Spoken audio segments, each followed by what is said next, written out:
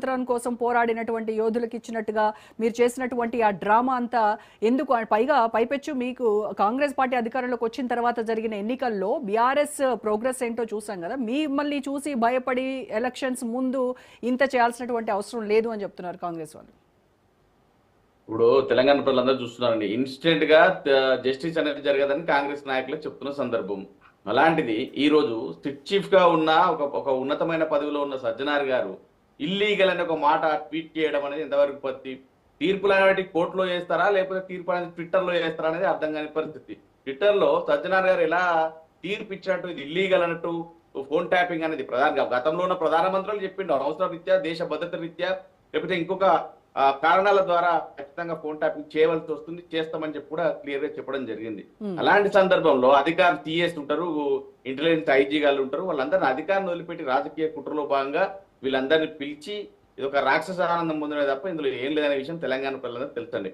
ఇవాళ ఇంకొక విషయం అడుగుతా ఉన్నాం, ఇవాళ రాష్ట్రంలో ఉన్న పోలీసు యంత్రాంగాన్ని అంతా తీసుకొచ్చి నందినగర్ కేసీఆర్ గారి ఇంటి చుట్టూ లేకపోతే తెలంగాణ భవన్ చుట్టూ వేలాది సంఖ్యలో పోలీసు వాళ్ళని పంపడం జరిగింది.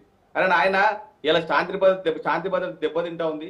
ఇక్కడ చూస్తా ఉంటే హైదరాబాద్ లో నడి రోడ్డునండి, హైదరాబాద్ నడిబొడ్డున కోటిలో గన్లు పెట్టి కాల్పులు జరిపి మరి పోలీసు లక్షలాది రూపాయలు ఎత్తుకువెళ్తున్న సందర్భాలు మనం చూస్తా ఉన్నాం.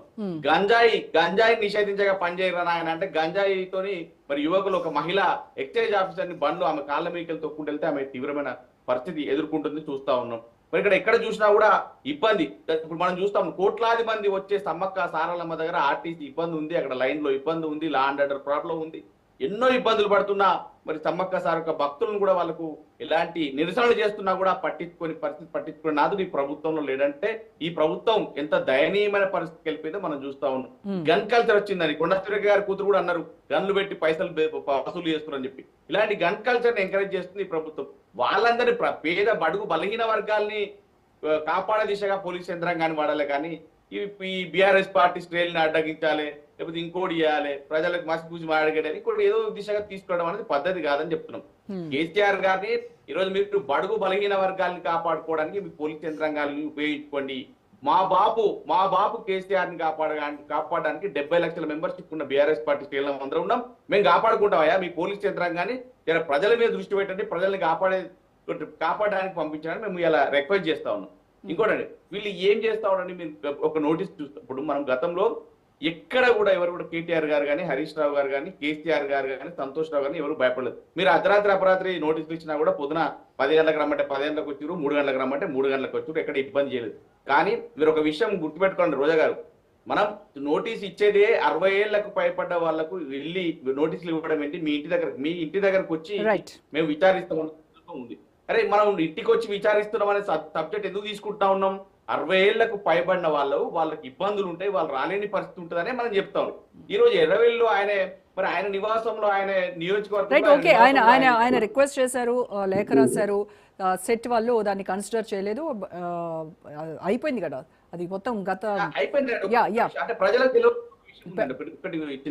ప్రజలకు తెలియాల్సిన విషయం ఏంటంటే ఈ రోజు ఇప్పుడు మనం ఉన్న పరిస్థితిలో రోజు ఇక్కడ ఫర్ ఎగ్జాంపుల్ ఎక్కడో ఒక డబుల్ బెడ్రూమ్ ఇల్లు ఇంకోటో తీసుకుంటాం, రేపు ఒక మంచి పొజిషన్కి వస్తాం, ఆర్థికంగా ఎదుగుతాం, ఇంకో ఇంటికి పోతాం, ఇంకొకటి పెద్ద డూప్లెక్స్ తీసుకుంటాం, ఇంకోటి తీసుకుంటాం, మరి అక్కడికి వెళ్తే లేదు నువ్వు అప్పుడు అక్కడనే ఉన్నావు, అక్కడికి వచ్చే మళ్ళీ చెప్పాలంటే అప్పుడు కిరాయి ఉంటాం కావచ్చు, వాళ్ళని ఖాళీ చేసిపోయి మళ్ళీ విచారణ చేస్తారండి వీళ్ళు. ఆ పరిస్థితి ఎలా వస్తుందండి? ఎక్కడైతే ఉంటామో ఇప్పుడు మనం ఎక్కడ ఉన్నామో అనే దగ్గరికి వస్తారు తప్ప, కానీ మీరు లేదు నువ్వు అప్పుడు అక్కడనే ఉన్నావు అక్కడికే రావాలంటే అలాంటి పరిస్థితి, అది ఇల్లు కూల్చి ఉంటారు కావచ్చు, ఎక్కడికైతే రోడ్డు మీద కూర్చోబెట్టి విచారణ చేస్తారండి. అంటే ఇలాంటివి కొన్ని సందర్భంలో పరిగణలోకి తీసుకోవాల్సి వస్తాయి. దీన్ని మానవీయ కోణం అంటారు, లేకపోతే ఇంకో కోణం అంటారు. పరిగణలోకి తీసుకొని విచారించాలి. కేవలం కేసీఆర్ గారిని పిలిపించాలి, వీటి పిలిపిస్తానే చేస్తాం అంటే ప్రభుత్వానికి పోలీస్ యంత్రాంగం మీద నమ్మకం లేదా? అంటే గజ్వేలికి వెళ్ళి పోలీస్ యంత్రాంగం అక్కడికి వెళ్ళి విచారించి ఇక్కడికి రాలేని పరిస్థితిలో ఉందా? అంత బలహీనంగా ఉందా ఈ పోలీస్ యంత్రాంగం ప్రభుత్వం అని ప్రజలు అడుగుతా ఉన్నారు.